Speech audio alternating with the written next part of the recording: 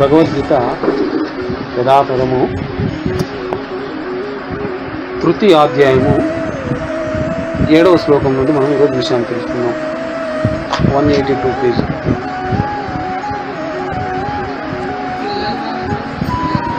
ఆ పిల్లలు సెలవులలో హైదరాబాద్కి వెళ్ళారట. ఈరోజు చాలామంది ఫోన్ చేస్తే కొంతమంది హైదరాబాద్లో ఉన్నారు, కొంతమంది ఇతర ఊర్లలో ఉన్నారు. అందుకే ఎక్కువ మంది అటెండ్ కాదు వాళ్ళు.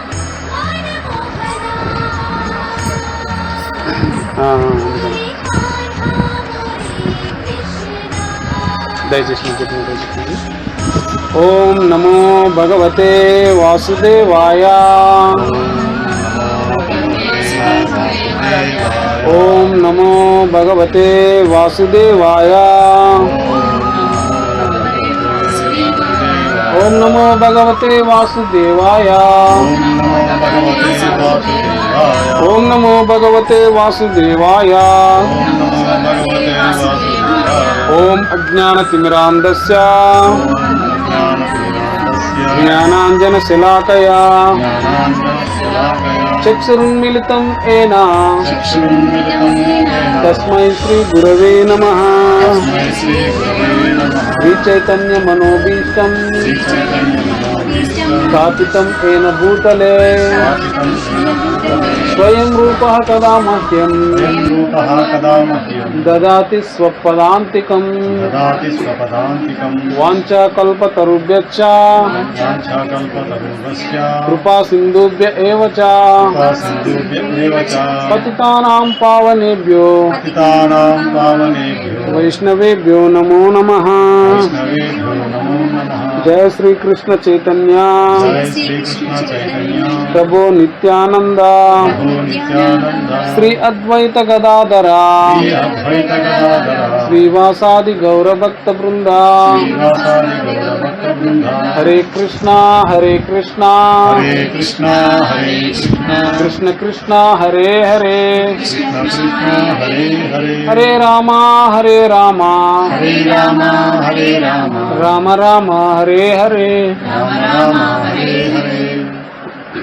భగవద్గీత యథాతథము తృతీయ అధ్యాయము 7వ శ్లోకం నుండి మనం విషయాన్ని తెలుసుకున్నాము.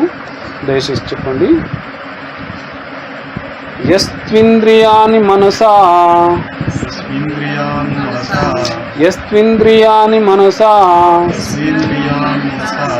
నియమ్యారభతే అర్జున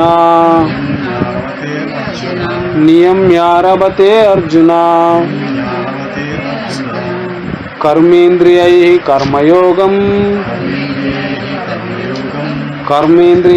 కర్మయోగం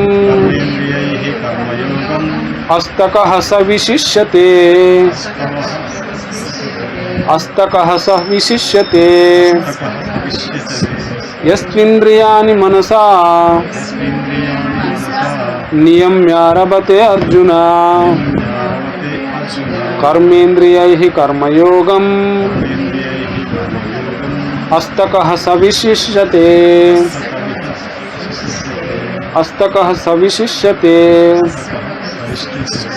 చెప్పండి. చెప్తారా?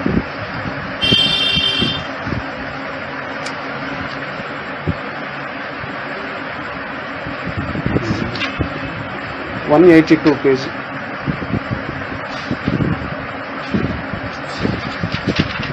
ఏడవ శ్లోకం.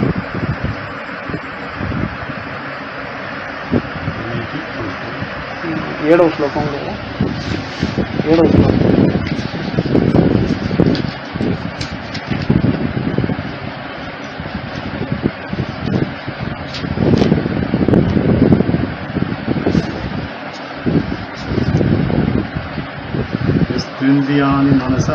యస్త్వింద్రియాణి మనసా నియమ్యారభతే అర్జున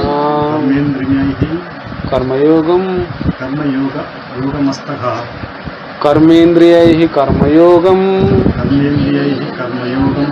అస్తకః స విశిష్యతే.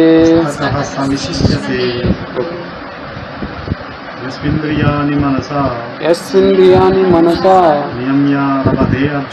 నియమ్యారభతే అర్జున కర్మేంద్రియైః కర్మయోగం మస్తకః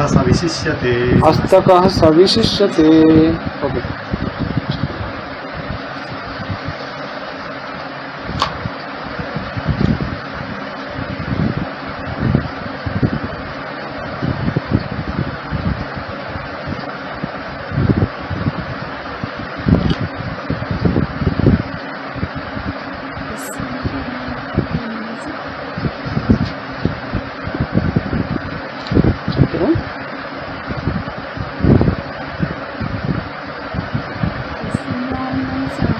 యస్మింద్రియాణి మనసా నియమ్యారభతే అర్జున కర్మేంద్రియైః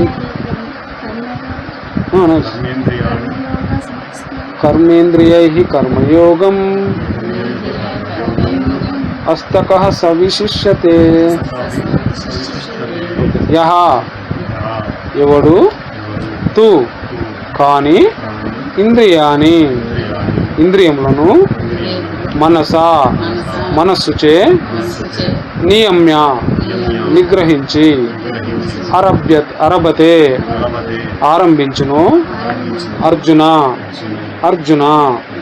కర్మేంద్రియైః కర్మేంద్రియముల చేత కర్మయోగం భక్తిని అసక్తః సంగత్వము లేనివాడై సహా అతడు విశిష్యతే అత్యుత్తముడు. అట్లుగాక మనస్సు చేత క్రియాశీలక ఇంద్రియములను నిగ్రహించుటకు యత్నించి సంగత్వము లేనివాడై కర్మయోగమును కృష్ణ భక్తి రసభావనయందు ఆరంభించు శ్రద్ధావంతుడు అత్యుత్తముడు. దీనికి భాష్యము ప్రతిపదార్థము జగద్గురు పూజ్యశ్రీ ఏసీ భక్తి వేదాంత సంస్థల ప్రపాదుల వారి ద్వారా ప్రపాద్కి. ఇక్కడ భగవంతుడు ఏం తెలియజేస్తున్నాడంటే అట్లుగాక మనస్సు చేత అంటే ఎట్లుగాక లాస్ట్ వీక్లో ప్రోగ్రాంలో మనం ఏం నేర్చుకున్నాం? లాస్ట్ భగవద్గీతలో అట్లుగాక అనే విషయం అంటే కర్మేంద్రియములను నిగ్రహించినను మనస్సు ఇంద్రియార్థములందు మగ్నమై ఉండువాడు నిశ్చయంగా తనను తాను మోసగించుకొనుచు మిథ్యాచారి అనబడును. కర్మేంద్రియములను నిగ్రహించినను మనస్సు ఇంద్రియార్థములందు మగ్నమై ఉండువాడు అంటే కొంతమంది అంటారు, నేను కాశీకి పోయి వంకాయ వదిలేసి వచ్చాను, నేను తినను, నాకు ఇష్టమైంది వదిలేయాలంటారు కదా, వదిలేసి వచ్చాను. కానీ మనసులో పీకుతూ ఉంటుంది, లాగుతూ ఉంటుంది బాగా. వంకాయ ఆహా ఏమి రుచి అని ఎవరో పాట కూడా పాడినట్టుంది. అవునా? అంటే ఇప్పుడు ఏం చేస్తున్నట్టు మనసుతోటి? మరి నువ్వు త్యజించిన ఫలితం ఏమున్నది అక్కడ? అవునా? ఎస్. ఒక్కసారి వద్దు అనుకుంటే just live it, that's all, అంతే కదా. నువ్వు మనస్సు చేత కానీ దాని అసలు రావద్దు కదా. ఆ విధమైన స్థితి రావాలి మనకు ఫస్ట్. పైకి తప్పదు చచ్చినట్టు కొంతమంది ఏకాదశి వ్రతం చేస్తారు. ఈ వ్రతం ఎందుకు వచ్చిందరో బాబు నా కష్టానికి అన్న అర్థమైందా? కొంతమంది కొత్త వాళ్ళు నేను చూశాను, ఏంటి గురువు గారు భక్తి నేర్చుకుందాం అనుకుంటే 15 రోజులకోసారి ఉపవాసం అంటున్నారు మీరు మమ్మల్ని, ఇదేంటి కష్టంగా ఉంది గురువుజీ, పొద్దున్న లేస్తేనే బ్రేక్ఫాస్ట్ తింటాము, అదేమంటారు రోస్ట్ దోశ అట. ఒక భక్తుడు చెప్తున్నాడు, ఒకసారి వరంగల్ ప్రోగ్రాంలో ఉన్నాం, మంచిగా బ్రేక్ఫాస్ట్ రుచిగా తినటంలో మేము, మీరు 15 రోజులకు ఒకసారి ఏకాదశి వ్రతం చేయమంటున్నారు, అదేమో మళ్ళీ గడ్డి ధాన్యానికి సంబంధించింది బగరు తినమంటున్నారు, కందమూలాలు తినమంటున్నారు, అంటే వేర్లు దుంపలు తినమంటున్నారు, ఏంటి ఇదంతా వచ్చిన బాధ అన్నప్పుడు వాళ్ళకి చెప్పాను. అప్పుడు ఏంటంటే ప్రాథమికంగా కష్టాన్ని ఇచ్చేది శాశ్వతమైన అమృతత్వాన్ని ఇస్తుంది, సుఖాన్ని. చూడండి, బాగా అర్థం చేసుకోండి. ఇప్పుడు మనకు ఈ అనంత కాలగమనంలో ఈ జన్మ అనేది ఒక మెరుపు లాంటిది. అనంత కాలగమనంలో ఇదంతా ఆఫ్టర్ ఆల్ ఇది అన్న కాదా?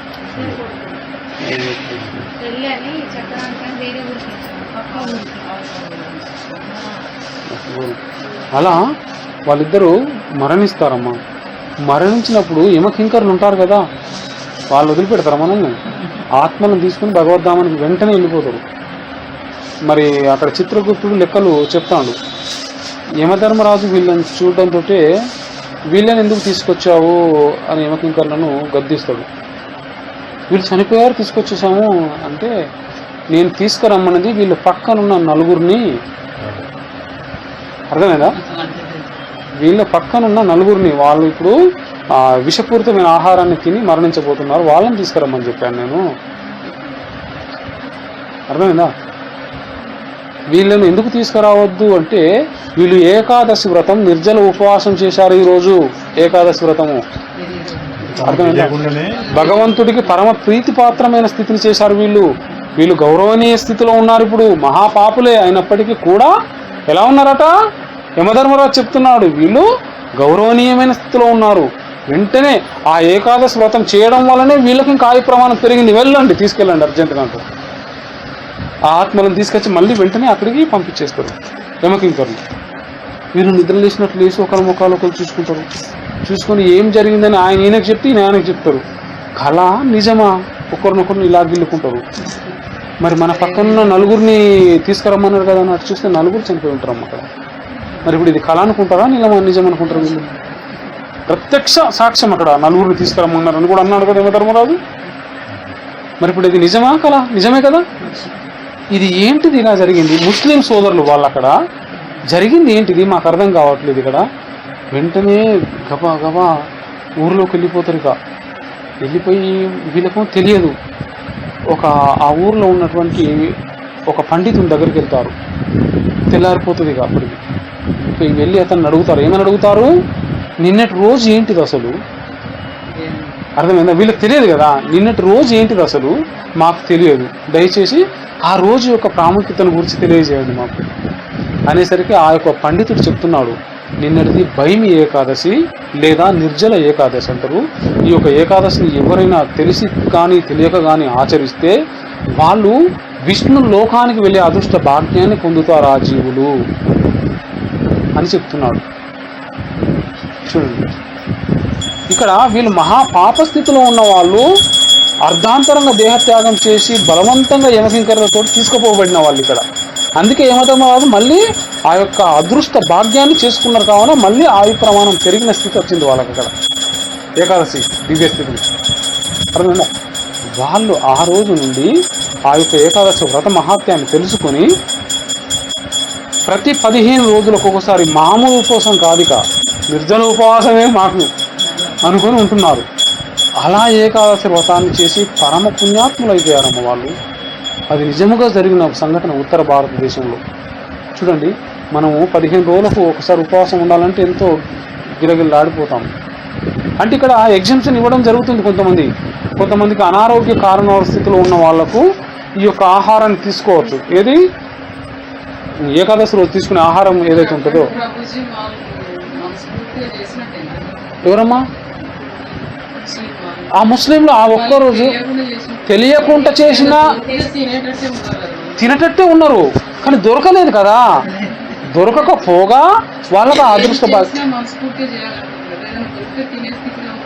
ఇప్పుడు ఒకటి ఏంటమ్మా అంటే, మీరు అన్న పాయింట్ నాకు అర్థమైంది. ఏదైనా చేస్తే మనస్ఫూర్తిగా చేయాలి అన్నారు, కరెక్టే.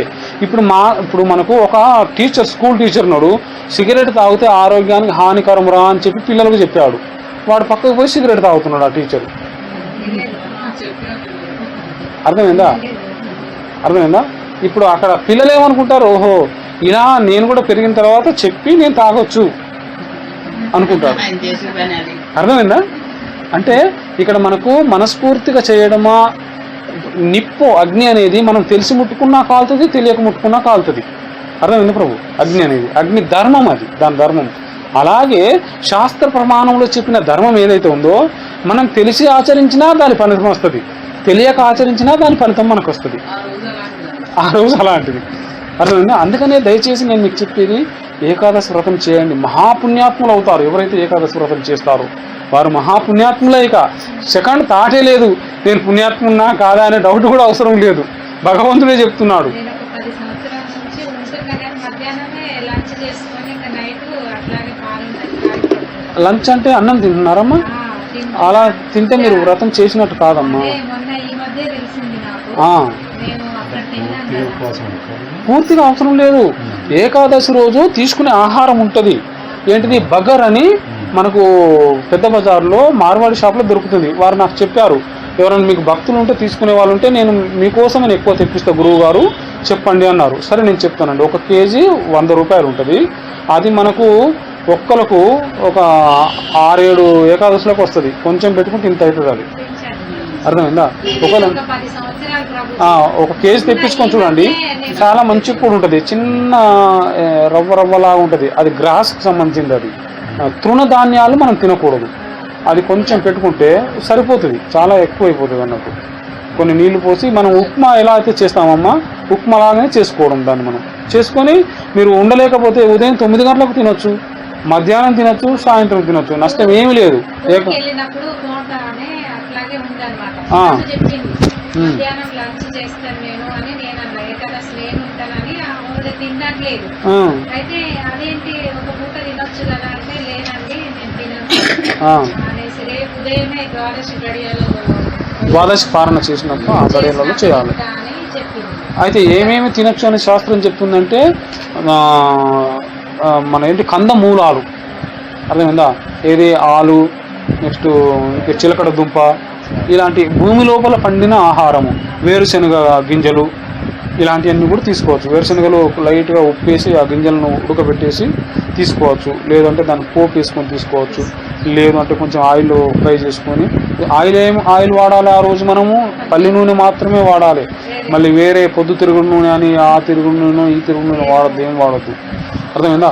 ఇలా మనం జాగ్రత్తగా చేసుకోవాలి. మళ్ళీ మనం తీసుకునే ఆహారంలో సైంధవ లవణాన్ని మాత్రమే వాడాలి. జీవితకాలం వాడాలి. ఆ రోజు కంపల్సరీ వాడాలి. ఇంకా సైంధవ లవణం ఎంత, ఇంకా సైంధవ లవణం వల్ల ఏంటిది మనకు బెనిఫిట్? హార్ట్ మంచిగా పనిచేస్తుంది, బ్లడ్ సర్క్యులేషన్ మంచిగా ఉంటుంది, త్రిదోషాలను కంట్రోల్లో ఉంచుతుంది, సంపూర్ణ ఆరోగ్యవంతులుగా ఉంచుతుంది సైంధవ లవణం. ఉప్పే అది ప్యాకెట్ ఒక 30 రూపాయలు ఎంత ఉంటుంది. అది 30-25 ఉంటుంది. అవి కావాలన్నా నేను తెప్పిస్తాను మీ అందరి కోసం, తీసుకుంటానంటే.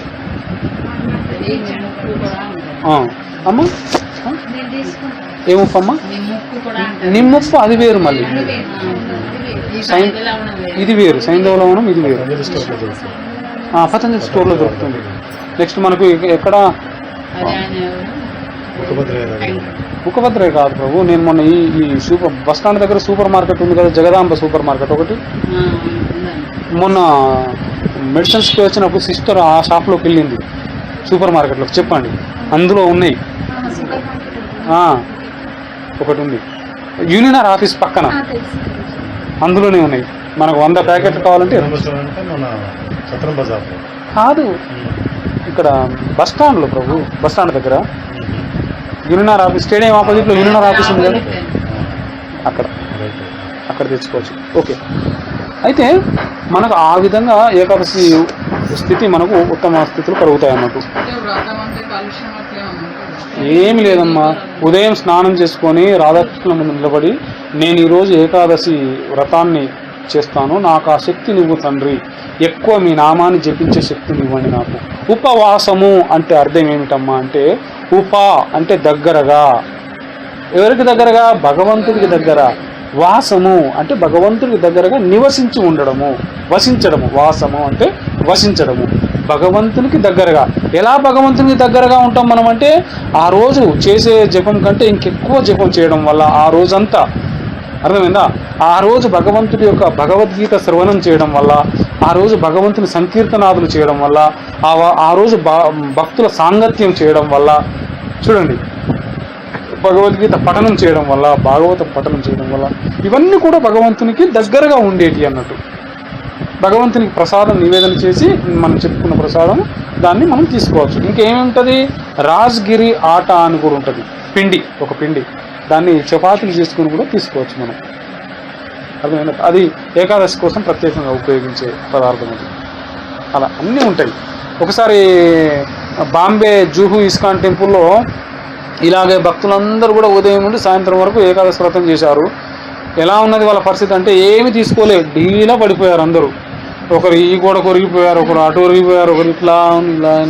ప్రభుపాదుల వారు వచ్చారు ఆ రోజు, అమెరికా నుండి బాంబేలో దిగి టెంపుల్కి వచ్చారు. వచ్చేసరికి అసలు ఎక్కడోళ్ళు అక్కడ ఇలా డీలా పడిపోయి ఉన్నారు.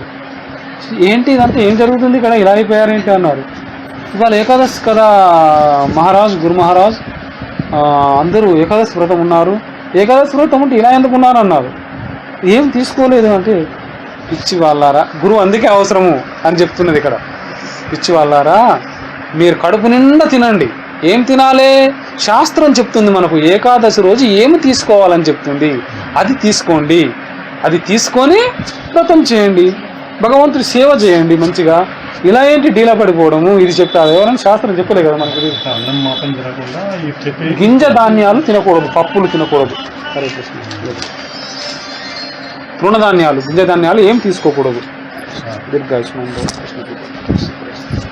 కూర్చోండి. దీర్ఘాయుష్మాన్ భవ, సకల విద్యా ప్రాప్తిరస్తు, దీర్ఘసుమంగళి భవ, కృష్ణ కృపా కటాక్షిస్తు. అలా మనము ఏకాదశి వ్రతం రోజు ఏ ఆహారం తీసుకోవాలో అది తీసుకోవచ్చు అన్నట్టు. ఓకేనా? ఓకే. యథేచ్ఛా జీవనము మరియు ఇంద్రియ భోగముల కొరకు కపట యోగిగా వర్తించుట కన్నను భవబంధము నుండి ముక్తిని కలిగించి భగవద్ధామంన ప్రవేశింపచేయు స్వధర్మంను నిలిచి జీవిత లక్ష్యం కొరకై ప్రయత్నించుట అత్యంత ఉత్తమము. ఇక్కడ చాలా ముఖ్యమైన విషయం తెలుసుకోవాల్సింది ఏంటంటే, యథేచ్ఛా జీవనం మరియు ఇంద్రియ భోగముల కొరకు కపట యోగిగా వర్తించుట కన్నను. ఒక సన్యాసి ఉన్నాడు, సపోజ్ చెప్తున్నాను. ఆ సన్యాసం తీసుకొని మామూలు వ్యక్తులు చేసే కార్యకలాపాలన్నీ చేస్తే మరి సన్యాసి తీసుకోవడం ఎందుకు? అది మనం అర్థమైందా? నువ్వు అన్నీ అనుభవించాలనుకున్నప్పుడు నువ్వు సన్యాసమే తీసుకోవద్దు. మామూలు గృహస్థుడుగా ఉండి సంసార సుఖాన్ని అనుభవించు. నీ యొక్క సంసార జీవితంలో ఏమేమైతే ఉన్నాయో అవన్నీ కూడా ఇక్కడ చెప్తున్నాడు. మన భగవద్గీతలో పరంపర చెప్తుంది, భవబంధం నుండి చూడు అలా వర్తించుట కన్నను భవబంధం నుండి విముక్తిని కలిగించి భగవద్ధామంన ప్రవేశింపజే విధానం ఏదైతే ఉందో గృహస్థ విధానము, ఆ విధానాన్ని నువ్వు చేసుకొని ఇంకా అలా బ్రతుకుండడం మంచిది అని చెప్పబడుతుంది. సన్యాసం ఎందుకు తీసుకోవడం అలాంటప్పుడు? నువ్వు ఆ కార్యకలాపాలే చేయనప్పుడే, సన్యాసం చేయాల్సిన ధర్మాన్ని నువ్వు పాటించినప్పుడు ఆ సన్యాసం తీసుకోవడం ఎందుకు? గృహస్థుడిగా ఉండి ఆ యొక్క స్థితులు ఏవేవైతే నువ్వు పొందాలనుకుంటావో అవన్నీ ధర్మబద్ధంగా నువ్వు పొందుతూ భగవద్ధామాన్ని వెళ్ళుకునే వెసులుబాటు నీకు శాస్త్రమే ఇచ్చింది కదా. ఒక దొంగలాగా స్వామీజీలాగా నటించడం ఎందుకు అక్కడ? అవునా కదా? అంటే నువ్వు చేసేది కరెక్ట్గా ఉంచు అని చెప్తుంది ఇక్కడ శాస్త్రం. నువ్వు బ్రహ్మచారిగా ఉన్నావా, ఆ బ్రహ్మచారి ధర్మాలు ఏంటివో ఇక్కడ చెప్తుంది, అవి చెయ్యి. నువ్వు గృహస్థుడిగా ఉన్నావా, నువ్వు గృహస్థ ధర్మాలు ఏమిటో ఉన్నాయి అవి చెయ్యి. అర్థమైందా? నువ్వు వానప్రస్థుడిగా ఉన్నావా, ఆ ధర్మాలు ఏంటి అవి చెయ్యి. సన్యాసిగా ఉన్నావా, ఆ ధర్మాలు ఏంటి అవి చెయ్యి. కూర్చో, ఆ ధర్మాలు ఏంటి అవి చెయ్యి. కానీ నువ్వు ఆ ధర్మంలోకి పోయి ఈ ధర్మం అన్నీ ఆచరిస్తానంటే అది విరుద్ధ స్థితి. నువ్వు సన్యాసం తీసుకొని గృహస్థుడు ఆచరించేటి, బ్రహ్మచారి ఆచరించేటి, ఇంకెవరో ఆచరించేటి అన్నీ నేను చేస్తానంటే ఎలా వీలవుతుంది? సన్యాసిగానే ఉండాలి. తద్వారా సమాజానికి కూడా ఆటంకం అక్కడ. అవునా కదా? అవునా కదా? ఇప్పుడు ఎంతమంది స్వామీజీలను పేరు చెప్పుకునే వాళ్ళు తప్పుడు పరిస్థితులు చేసి పోలీసు వాళ్ళు అరెస్ట్ చేసి జైలు వేస్తలేరు. హిందూ ధర్మాన్ని భ్రష్టు పట్టించే పరిస్థితి కాదా? అలాంటప్పుడు వాళ్ళు ఎందుకు తీసుకోవాలి సన్యాసం? సన్యాసం తీసుకున్నాడంటే ఖచ్చితంగా ఆ ధర్మాన్ని ఆచరించాల్సిందే, ప్రాణం పోయినా సరే ఆచరించాల్సిందే. నువ్వు ముందే డిసైడ్ చేసుకోవాలి అది. అవునా కదా? నువ్వు స్వీకరించి అందులో ఉండలేవనుకో, గురువు దగ్గరికి పోయి శరణాగతి పొంది సన్యాసం వదిలేసేది. అవునా? అది అందుకనే అంతకన్నా నువ్వు శాస్త్రం చెప్తుంది, గురు పరంపర చెప్తుంది, దానికన్నాను నీ యొక్క గృహస్థ ధర్మం ఏం చెప్తుందో ఆ ధర్మంలో ఉంటూ భగవద్ధామాన్ని వెళ్ళిపోవడం ఉత్తమము అని చెప్తుంది. అంతే కదా? అది వాస్తవమునకు నిజమైన స్వార్థగతి లేదా జీవిత పరమార్థమును విష్ణువు చేరుటయే. నిజమైన సార్థకత ఏం చెప్పబడుతుంది మనకు? జీవిత పరమార్థము భగవద్ధామానికి వెళ్ళడం, భగవంతుని చేరడం. అర్థమైందా? విష్ణువుని చేరడమే. మరి జీవులు ఎవరు ఇంత డీప్గా ఆలోచిస్తున్నారు? ఈ జీవితానికి నిజమైన సార్థకత ఏమిటి, మన అల్టిమేట్ గోల్ ఏమిటి, లక్ష్యం ఏమిటి, మనం అసలు ఏమాత్రం ఆలోచించగలుగుతున్నాం? ఈ రోజు గడిస్తే నేను ఎంత సంపాదించే ప్రయత్నం చేశాను అని ఆలోచిస్తున్నారు, కానీ ఈ రోజు గడిస్తే నేను ఆధ్యాత్మికంగా ఏం చేయగలిగాను? అలాంటప్పుడు శాస్త్ర ప్రమాణం చెబుతుంది, ఎవరైతే ఈ రోజును భగవంతుని పరంగా గడపలేదో వారు ఆ ఇంట్లో నడయాడే సజీవ ప్రేతాలట వాళ్ళు. అర్థమవుతుందా? ఆ ఇంట్లో నడయాడే ఎవరట వాళ్ళు? ప్రేతాలు.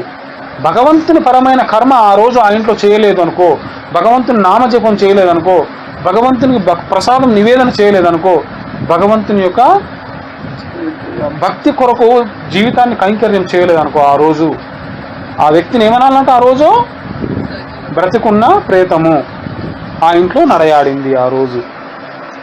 అంతేనా? ఇంత లోతుగా ఎవరైనా ఆలోచిస్తున్నారా? అలా ఆలోచించలేనప్పుడు మనం భక్తి కోసం కూడా ఏం ఆలోచించలేము. అందుకనే జ్ఞానం కావాలని చెప్తుంది మనకు. జ్ఞానం వచ్చిన తర్వాత ఆటోమేటిక్గా, ఇప్పుడు పసిపిల్లలు ఉన్నారు, వాళ్ళు ప్రీకేజీ ఎల్కేజీలో వేసినప్పుడు వాళ్ళ ఇష్టం ఏమైనా చేస్తారు, ఎట్లయినా ఉంటారు.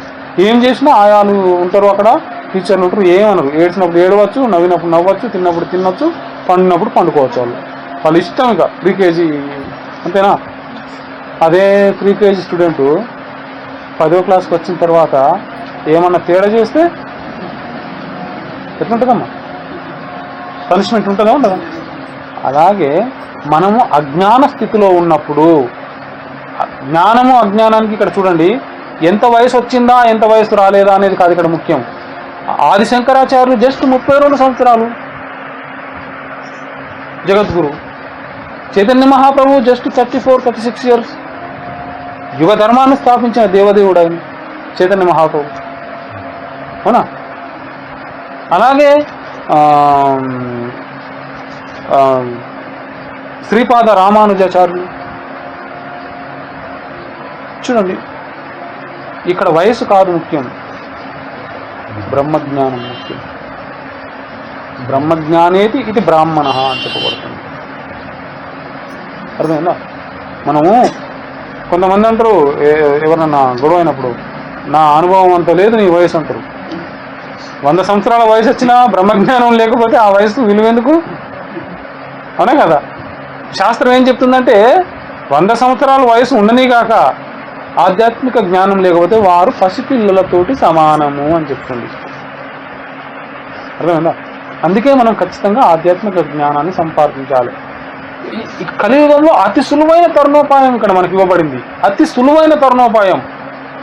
ఏ క్రియలు, ఏ తంత్రాలు, ఏమి చేయాల్సిన అవసరం లేదు. అతి సులువైన నీ భావనను కృష్ణ భక్తిలో నియుక్తం చేయి. జస్ట్ భావన భవతు భక్తి రుత్తమ. అర్థమవుతుందా? కృష్ణ భక్తి రసభావన. ఈ మైక్ ఉపయోగిస్తున్నాం, ఈ మైకును డిస్కో పాటలకు ఉపయోగించవచ్చు, హరే కృష్ణ సంకీర్తనకు ఉపయోగించవచ్చు. మరి ఏది ఉత్తమం? ఈ రెండిట్లో ఎలా ఉపయోగించింది ఉత్తమం చెప్పండి? కీర్తనకు, భగవంతుని కీర్తనకు ఉపయోగించింది పవిత్రం ఇక్కడ ఇది, అవునా? ఇది బంధ విముక్తి చేసేది, అది బంధ కారకమయ్యేది. అది డిస్కో పాటలు ఏం చేస్తుంది? మన ఇంద్రియాలను సంతోష పెట్టడం కోసం. ఇదేం చేస్తుంది? కృష్ణుని సంతోష పెట్టడం కోసం. బాగా అర్థం చేసుకోండి ఇక్కడ. అర్థమైందా? మరి మనం ఎవరిని సంతోష పెడితే మనం ఉద్ధరింపబడతాం ఇక్కడ, అవునా? ఇక్కడ మనం అనుకుంటాం ఒక్కోసారి, నేను చాలా గొప్పవాడిని, నాకు జ్ఞానం అనుకుంటున్నాను. అలాగే అర్జునుడు ఒకసారి అనుకున్నాడట. అర్జునుడు కృష్ణుడు అంటున్నాడట, బావా చూడండి, బావా అందరూ అంటారు కర్ణుణ్ణి వాడొక దానశీలని. చూడు ఎలా అంటున్నాడో వ్యంగ్యంగా. కర్ణుణ్ణి వాడొక దానశీలని నేను మాత్రం చేయలేనా? కృష్ణుని అడుగుతున్నాడు. ఎవరు? అర్జునుడు. నేను మాత్రం చేయలేనా అని అడుగుతున్నాడు. అంతటి ధర్మాత్ముడు ఇక పుట్టబోడు అర్జునుడా అని చెప్తాడు. ఎవరు? కృష్ణుడు. అప్పుడు అర్జునుడు ఏమంటున్నాడు? నువ్వు కూడా ఆయన వైపే మాట్లాడుతున్నావా? బాగుంది ఇది అంటాడు. అప్పుడు కృష్ణుడు మనసులో అనుకుంటున్నాడు, అర్జునుడికి దీన్ని ఏమంటారంటే స్వాభిమానం ఎక్కువైపోయి అదైపోతున్నాడు, అతనికి గుణపాఠం నేర్పించాలని మనుషులు అనుకుంటారు. సరే అర్జున, రేపే ఆ విషయాన్ని నేను విశదీకరిస్తాను అన్నాడు. సరే అంటాడు. అన్న తర్వాత కృష్ణుడు 2 కొండలను ఉద్భవింపజేస్తాడు. ఒకటి బంగారు కొండ, ఒకటి వెండి కొండ. అర్జునుడికి చెప్పేస్తాడు వచ్చేసి, అర్జున ఈ 2 కొండలు ఉన్నాయి, ఈరోజు సూర్యాస్తమయం వరకు ఈ 2 కొండలను ఎంత దానం చేయగలవో అంత దానం చేసేయ. ఓ ఇది పెద్ద పని నాకు అంటాడు అర్జునుడు. అర్థమైందా? దానం చేయడమే కదా పెద్ద పని అంటాడు. ఇక పెద్ద గొడ్డలు లాంటిది పట్టుకుంటాడు, ఆ కొండలను ముక్కలు ముక్కలు నరుకుతూ ఉంటాడు, ఇంత పీసులుగా నరికేసి ఆ దారిన పోయే వాళ్ళకు వచ్చిన వాళ్ళకు వచ్చినట్టుగా దానం ఇచ్చేస్తూనే ఉంటాడు. ఏంటి? ఈ బంగారు ముక్కలు, వెండి ముక్కలు అన్నీ పెద్ద పెద్ద పీసులు ఇస్తూ ఉంటాడు.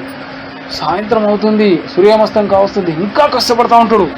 ఇంకా కష్టపడి వెళ్ళే వాళ్ళని మళ్ళీ వెనక్కి పిలిచి ఇంకా తీసుకుపోండి, రండి రండి అని పిలుస్తూ ఉంటాడు.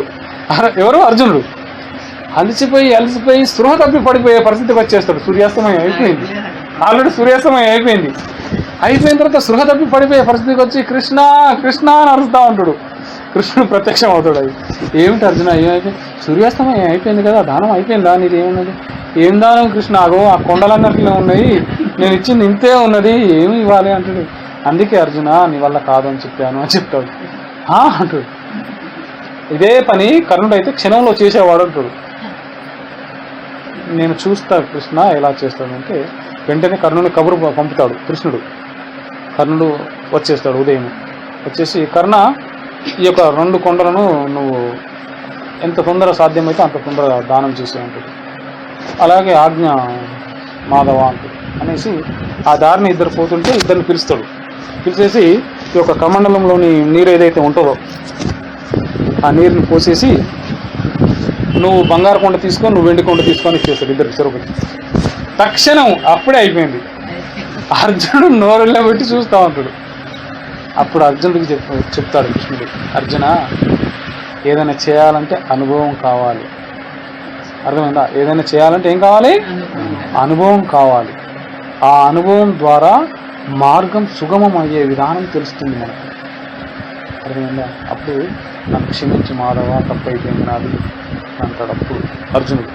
అలాగే మనం కూడా జీవితంలో ఆధ్యాత్మిక అనుభవాన్ని మనం సంపాదించుకున్నప్పుడే చేసే విధానంలో సులువైన పద్ధతులు మనకు తెలుస్తాయి.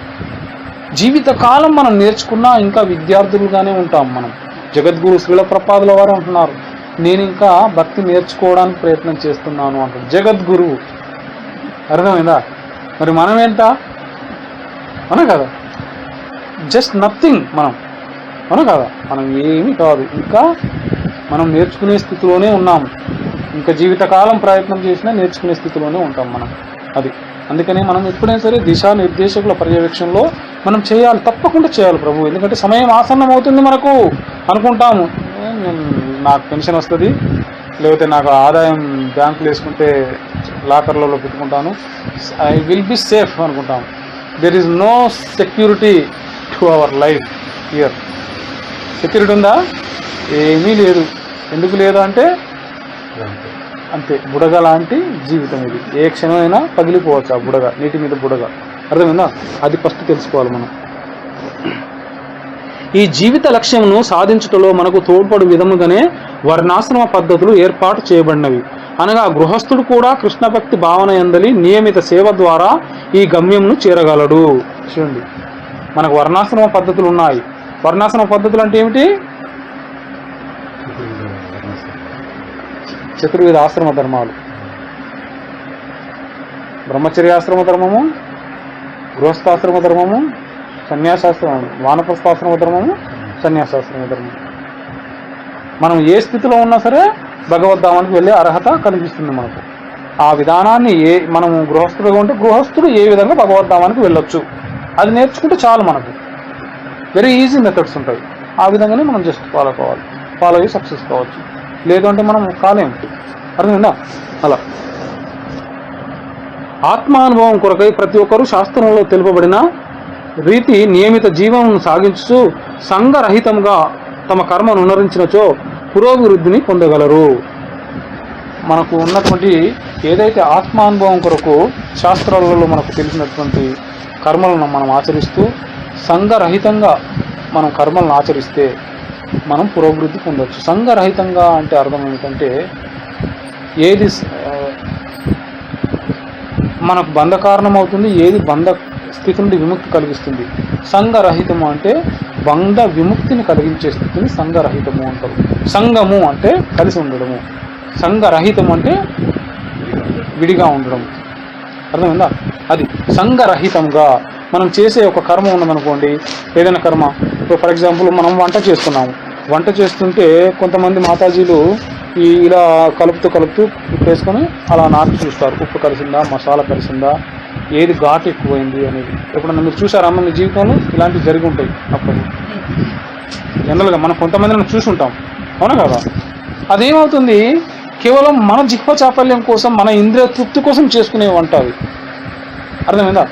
అదే వంటను శుభ్రంగా స్నానం చేసుకొని పవిత్రమైన భావనతోటి ఇది నేను భగవంతుడికి అర్పించే ప్రసాదంగా నేను తయారు చేస్తున్నాను అని అదే వైట్ రైస్, అదే పప్పు తయారు చేసి ఒక తులసి దళం వేసి భగవంతుడి పాత్రలో పెట్టి, నాకేమి రాదు తండ్రి కృష్ణ, ఏ మంత్రము రాదు, ఏమి రాదు, కేవలం నా భావనే నాకున్నది, స్వీకరించు తండ్రి ప్రసాదంగా, తీసుకున్న తర్వాత నేను తీసుకుంటాను అని చెప్తే వినడా కృష్ణుడు?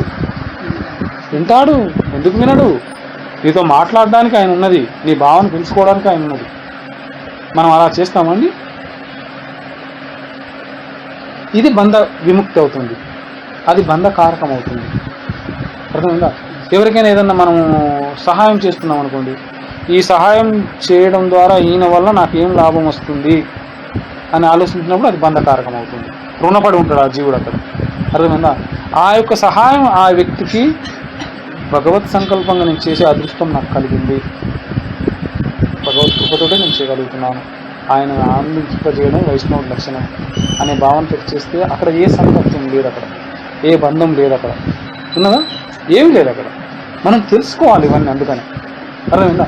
తెలుసుకోకపోతే మనం ఏం చేయాలి? అలాగే గత పూర్వాచార్యులు చెప్తారు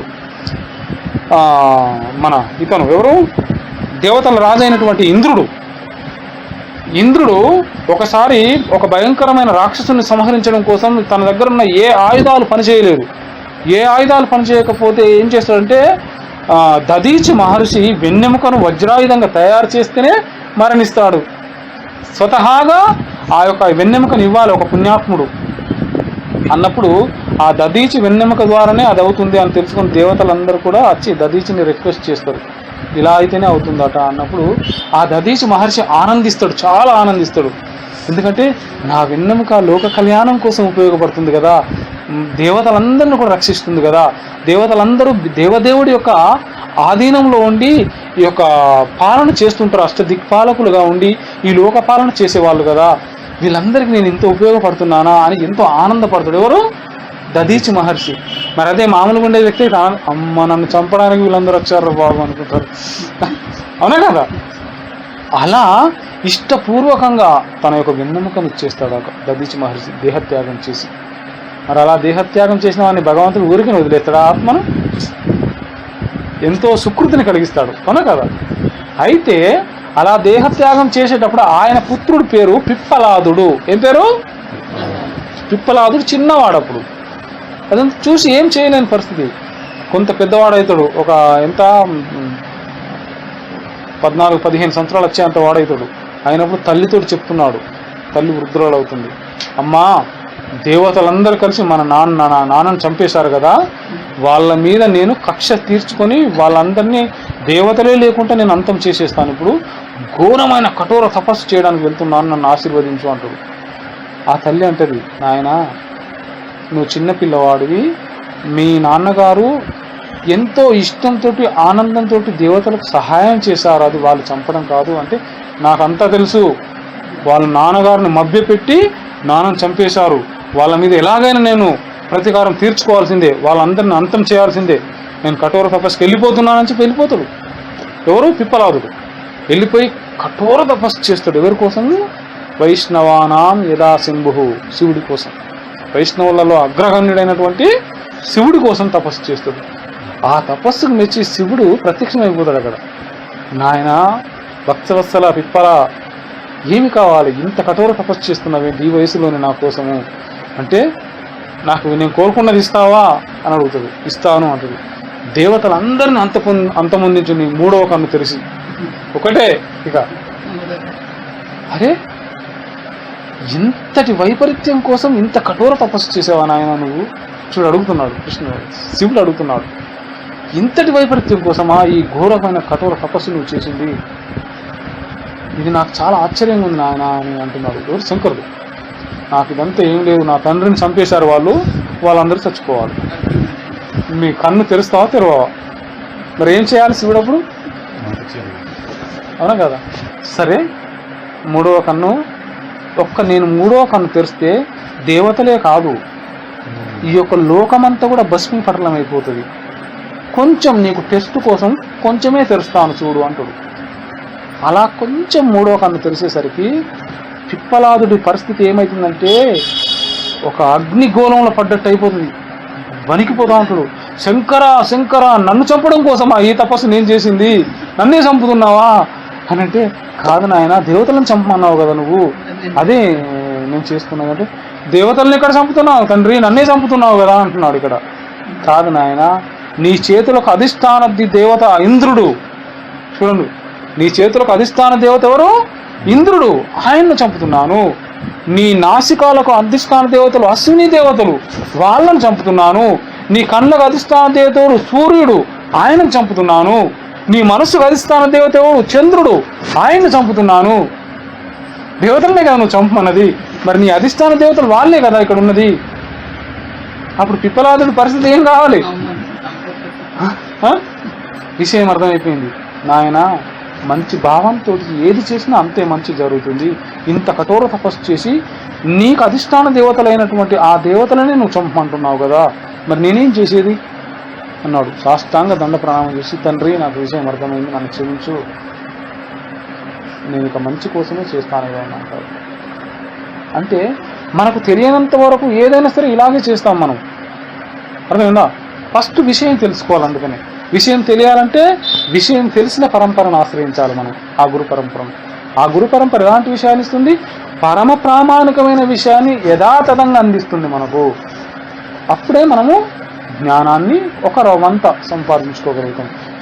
చెలిమలోని నీరు తోడినా కొద్దీ కొత్త నీరు వస్తూనే ఉంటుంది, తోడకుండా అలా ఉంచితే ఆ నీరు అలాగే ఉంటుంది. అందుకే నిరంతరం మనం సాంగత్యంలో ఉంటే ఎన్నో విషయాలు తెలుసుకోవచ్చు మనం సాంగత్యం ద్వారా.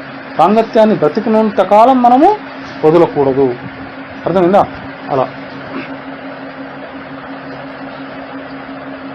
ఈ విధానమును అనుసరించు శ్రద్ధావంతుడు అమాయకులను మోసగించుటకై కపట భక్తిని ప్రదర్శించి కపట యోగి కను అత్యంత ఉత్తముడు. చూడండి, ఇప్పుడు మనం ఏదైతే గృహస్థ ధర్మంలో ఉన్నా సరే ఆ ధర్మాన్ని ఎలా ఆచరించమని శాస్త్రం చెప్తుందో అలా మనం ఆచరించినప్పుడు ఆ వ్యక్తి అట, ఆ గృహస్థుడట కపట యోగి కంటే కూడా ఉత్తముడే అని చెప్పబడుతుంది.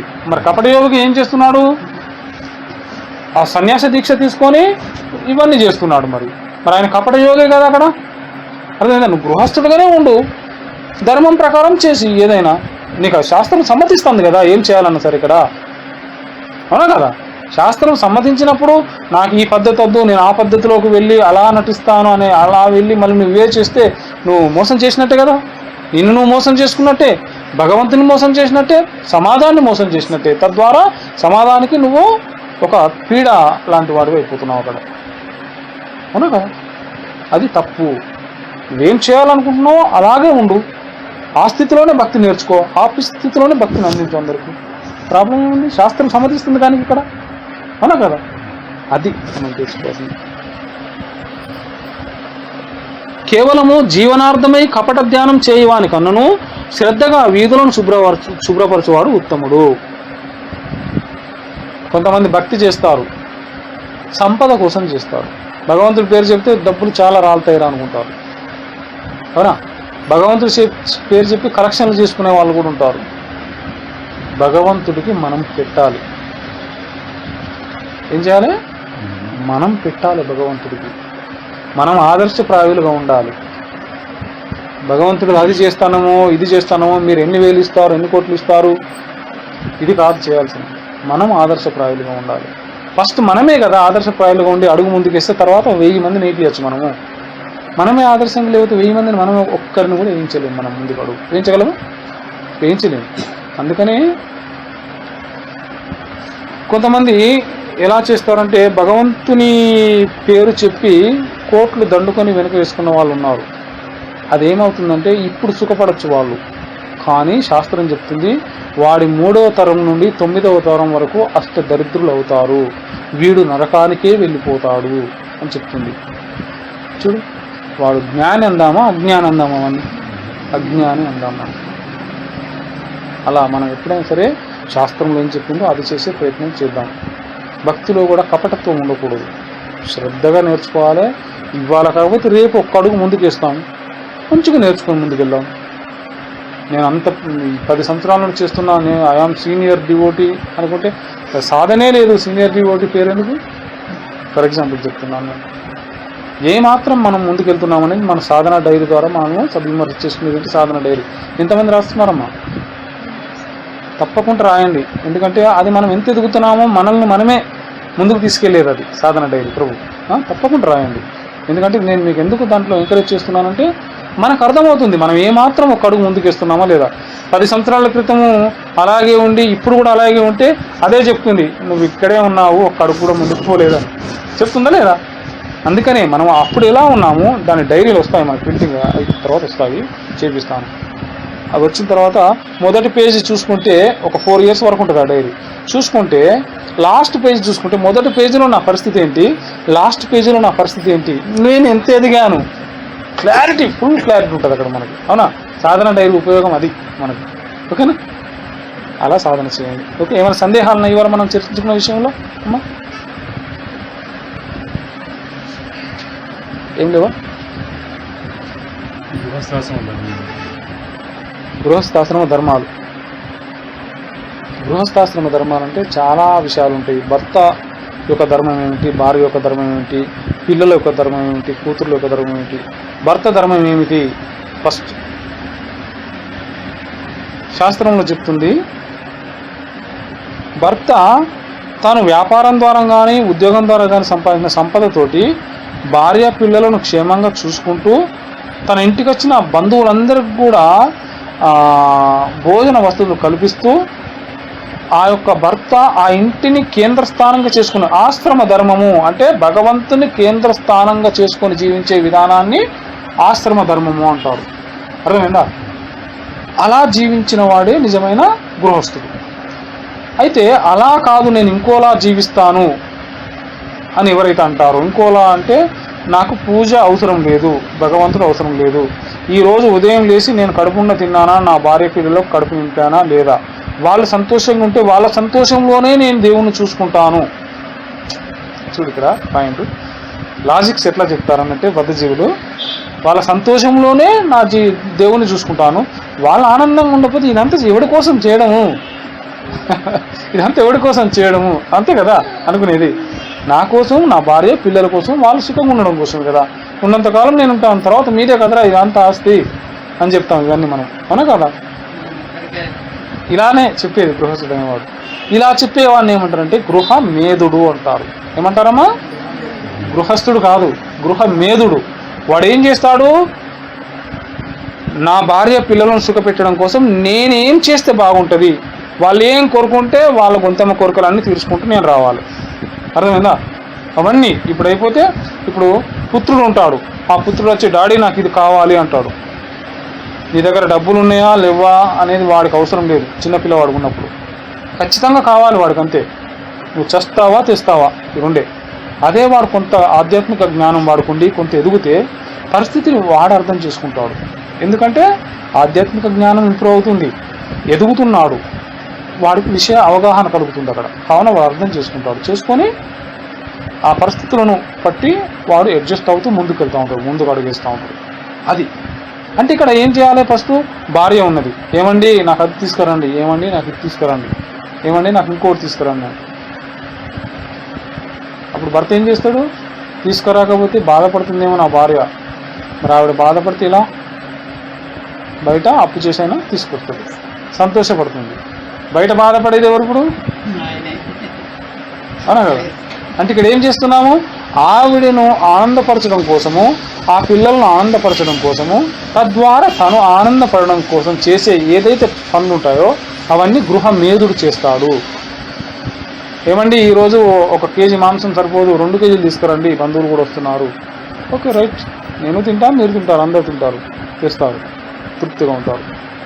తెల్లారి నాకు ఉతకడం చేత కావట్లేదు, వాషింగ్ మిషన్ తేండి, కాలక్షేపానికి ఏం లేదు, పెద్ద టీవీ తీసుకురండి. ఓకే, అన్నీ మన మంచి కోసమే, మన కోసమే కదా తెస్తాం. ఇవన్నీ ఎందుకు, మనము సుఖింపబడడం కోసము, తను సుఖిస్తూ తన వాళ్ళను చేయడం కోసం చేసే ప్రతి ఒక్కటి కూడా గృహమేధుడు చేసేటివే. మరి గృహస్థుడు అంటే ఏమిటి, భగవంతుని కేంద్రస్థానంగా చేసుకొని భగవంతుడి సంతోషం కోసం మనమందరం ఏం చేస్తే బాగుంటుంది, మనమందరం ఆనందంగా ఉండాలంటే ఇప్పుడు కష్టం ఉన్నా రేపు సుఖము. ఏ సుఖము, అక్షయమైన సుఖము. అది క్షయమయ్యే సుఖం కాదు, అక్షయమయ్యే సుఖము. ఆధ్యాత్మిక దేహాన్ని ఇవ్వడం జరుగుతుంది తద్వారా మనకు, అర్థమవుతుందా? అలాంటి ఆధ్యాత్మిక సంపదను కోరుకోవాలి మనం, గృహస్థుడు కూడా. అదే మరి గృహిణి ఏం చేయాలి, గృహస్థుడు గురువు ఆధీనంలో ఉండాలి. సాధు శాస్త్ర గురువు, చూడండి గృహస్థాశ్రమ ధర్మంలో గృహస్థుడు సాధు శాస్త్ర గురువు, ఈ ముగ్గురు ఆధీనంలో ఉన్నప్పుడు ఆ యొక్క భర్త ఆధీనంలో ఈ గృహిణి ఉండాలి. చూడండి, ఆ గృహస్థుడు సాధు శాస్త్ర గురువు ఆధీనంలో లేకపోతే ఆ గృహిణి మాత్రమే భక్తి చేసుకుంటూ ఉంటే అప్పుడు గురువు ఆధీనంలో ఉండాలి. గురువు ఏం చూపిస్తాడు, భగవద్ధామానికి మార్గాన్ని సుగమం చేస్తాడు అక్కడ. అర్థమైంది? ఎందుకంటే భర్త ఆధీనంలోనే ఉండాలి. ఇప్పటికైనా సరే భక్తి చేస్తూ కూడా భర్తకు ఒక భార్యగా ఏ ధర్మాన్ని చేస్తే శాస్త్ర సమ్మతము అనేదాన్ని ఆయనకు చేయాల్సిందే. ఆయన దుర్మార్గుడైన, ఇప్పుడు మనకు తులసి మాతను పెంచుకుంటాం కదా మనము, ఆవిడ భర్త పేరు ఏదో చెప్పాను నేను, నోట్లోనే రావట్లేదు. మన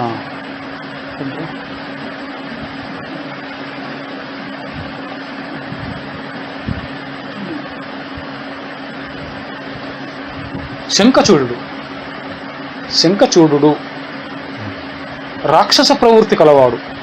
దేవతలందరినీ తరుముతంటే చెట్టుకోలు పుట్టుకోలు పారిపోతున్నారు యుద్ధంలో, భగవంతుని పోయి వేడుకుంటారన్నట్టు. వాడికి ఉన్న శక్తి ఏంటిదని ఆలోచిస్తే ఆ యొక్క తులసీదేవి చేసే ప్రాతిపత ధర్మం, అర్థమైందా? ఆ యొక్క వ్రతభంగం చేసినాకనే వాడు సంహరించబడతాడు అక్కడ, అది వేరే స్టోరీ. అర్థమైందా? అలాగే ఆ గృహిణి ఏం చేయాలంటే, వ్రతభంగం చేయడం అంటే అది ఆవిడ కోరుకున్న కోరికే. గత జన్మలో ఇక్కడ గోలోక బృందావనంలో ఉన్నప్పుడు ఆవిడ కోరుకున్న కోరిక ప్రకారమే ఆవిడ ఈ విధంగా స్థితిని పొందడం జరుగుతుంది. అప్పుడు తర్వాత ఏడుస్తుంది ఆవిడ, నా పరిస్థితి ఏంటంటే నాకంటూ పూజలు జరిగితే నీ యొక్క తులసి మాల లేకుండా పూజే స్వీకరించండి నేనని చెప్తాడు భగవంతుడు. అంత దివ్యస్థితిని ఇస్తాడు తులసిది, అర్థమైందా? అలా గృహిణి ఏం చేయాలంటే ఆ భర్త యొక్క సేవ చేసుకుంటూ భగవంతుని యొక్క సాధన ఖచ్చితంగా చేయాలి. భగవంతుని సాధన చేయకపోతే భర్త తీసుకెళ్ళలేడు భగవద్ధామానికి ఆమెను, అర్థమైందా? ఎవరి ఆధ్యాత్మిక సాధన వాళ్ళదే. కానీ ఏదైతే భర్త చేస్తాడో సాధన, దాంట్లో 50% అయాచితంగా భార్యకు వస్తుంది. ఇది విష్ణు పురాణ ప్రమాణం తెలియజేస్తుంది మనకు. ఏదైతే భర్త చేస్తుందో ఆధ్యాత్మిక సాధన భార్య చేస్తుందో, ఆ యొక్క భార్య చేసే ఆధ్యాత్మిక సాధన ద్వారా భర్త యొక్క యశస్సు పెరుగుతుంది. వాళ్ళిద్దరి బంధానికి ఇది అన్నట్టు, అర్థమైందా?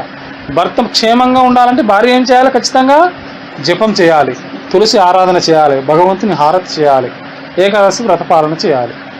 నిజంగా నా భర్త క్షేమంగా ఉండాలనుకునే ఏ స్త్రీ అయినా సరే వారు ఈ యొక్క కలియుగ ధర్మాన్ని తూచా తప్పకుండా పాటించిన వాళ్ళు అవుతారు.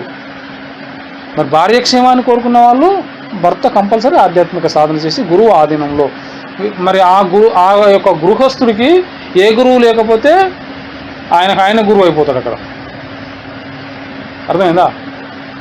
ఎందుకు అలా అయిపోతాడు, నేను ఇంటి యజమానిని, నేనేం చెప్తే అవన్నీ మీరు వినాలి అనే స్థితిలోనే ఉంటాడు తప్ప అది దాటి నాకు ఒక గురువు ఉండాలి, నాకు దిశానిర్దేశం చేసేవాడు కావాలి అనే భావనకు రాలేడు, అర్థమైందమ్మా? అలా రానప్పుడు ఈయన మనసుకు నచ్చినట్టే చేస్తూ ఉంటాడు. ఈయనకు భయపడి ఈయన చెప్పకపోతే వినరు నాయన చేయాలని వాళ్ళు చేస్తారు, అవునా? అప్పుడు ఏమవుతుంది, గృహమేధులే అయిపోతారు వాళ్ళు. అలా మనం గృహస్థుడిగా ఉండాలి, గృహిణిగా ఉండాలి. పిల్లలు ఏం చేయాలి, ఈ తల్లిదండ్రులు సాధు శాస్త్ర గురువు ఆధీనంలో ఎప్పుడైతే ఉంటారో అన్ని మంచి విషయాలు పిల్లలకు అందుతాయి. ఆటోమేటిక్గా వాళ్ళు కూడా మంచి భక్తులుగా తయారైపోతారు. ఓకేనా? అందుకని మరి ఒక గృహస్థుడి ధర్మం ఏంటి? ఫస్ట్ గురువును ఆశ్రయించడు, గురువు ఆధీనంలో ఉండడం గృహస్థుడి ప్రథమ కర్తవ్యం. తద్వారా సంపూర్ణ జ్ఞానం గృహంలో ఉన్న వాళ్ళందరికీ అందుతుంది ఆ గృహస్థుడి ద్వారా, గృహిణి ద్వారా. ఓకేనా? సందేహం నివృత్తైనప్పుడు